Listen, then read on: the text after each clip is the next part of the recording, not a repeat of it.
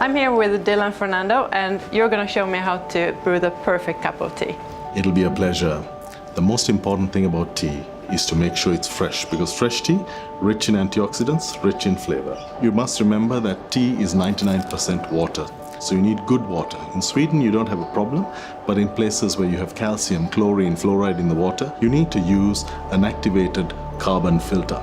And then what you do is you need to pour the water directly onto the tea bag. So you only boil the water once? Just once, because every time you boil water, you lose oxygen, you lose carbon dioxide, all the good stuff. You use one tea bag for around 200 mils of water. So you need to agitate, or you need to stir the leaves, because brewing is a process of extracting the flavor. So about 3 minutes for black tea to get all the goodness and the antioxidants. 3 minutes is fine, and you need that time to extract the flavor and that beautiful aroma. You can see it coming out now. What's the difference in brewing a green tea? Well, green tea is very similar. You just need to use a slightly cooler water.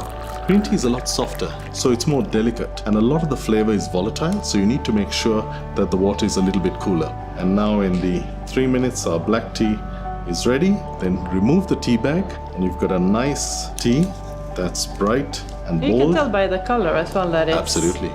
And then you can see here that the color has developed in our green tea, and we're ready here. So we're just coming up to 2 minutes there. I've agitated, so the water has come into contact with the green tea.